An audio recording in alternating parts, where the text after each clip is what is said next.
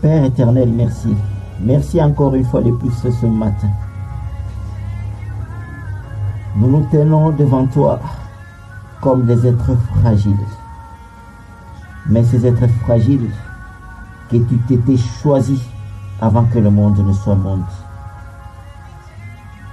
Nous reconnaissons que nos efforts ne peuvent rien du tout. Comme le dit 2 Corinthiens 3:5, ce n'est pas dire que nous soyons par nous-mêmes capables d'accomplir, de réaliser quelque chose, mais notre capacité, notre efficacité, perspicacité, force et énergie ne viennent que de toi. C'est pour cette raison, Père, nous allons prier pour notre destinée encore une fois ce matin. Nous savons que nous pouvons bouger comme nous le pouvons. Mais tout dépend de notre destinée. C'est pourquoi il est dit en Ecclésiaste 9 au verset 11 que la course n'est point aux agiles, ni la guerre aux vaillants, ni le pain aux sages, ni la faveur aux savants, ni la richesse aux intelligents. Mais tout dépend pour eux de leur destinée. Oui, la destinée s'impose. Tu te ramasses des fragiles, tu te ramasses des médiocres. Mais à cause de la destinée, ces médiocres font le nom sur cette terre. Quand je vois ce qui s'est passé en Josué 7, au verset 7, Gédéon, c'était un médiocre comme nous. Il était médiocre, il était faible, il était craintif, mais il avait une destinée. Dans la destinée, tu ne l'avais pas nommé médiocre. Dans la destinée, tu ne l'avais pas nommé craintif.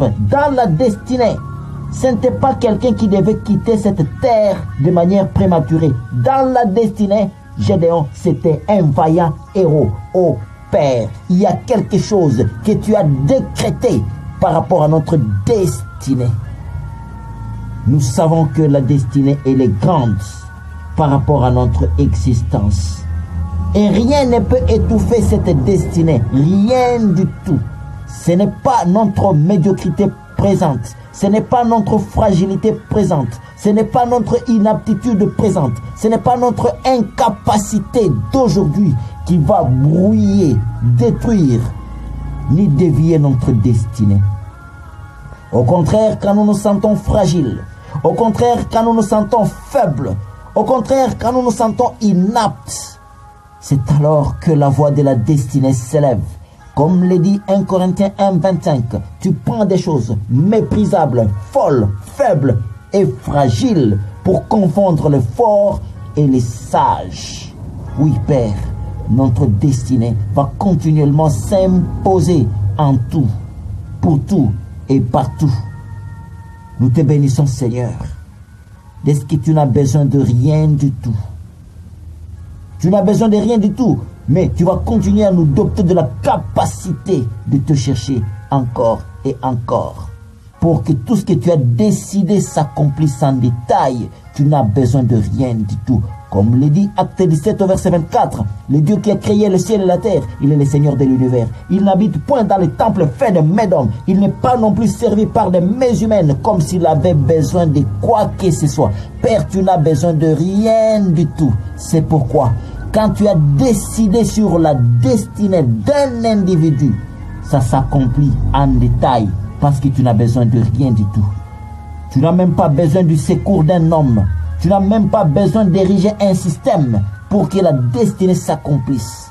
Oui, quand je vois ce qui s'est passé en 2 Rois 3:17, Élisée disait au roi Josaphat que vous n'apercevrez ni vent ni pluie, mais vos fossés seront remplis d'eau. Ô Père, par rapport à la destinée, rien ne peut brouiller les pistes. Les choses s'accompliront en détail. Parce que toi, Dieu, quand tu dis une chose, comme le dit Psaume 33:9, la chose doit arriver. Quand tu ordonnes, la chose doit exister. Comme le dit le verset 10, que tu ordonnes les desseins, tu renverses les desseins de nations, tu anéantis les projets de peuple.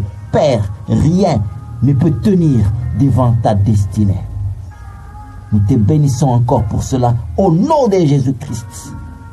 Amen.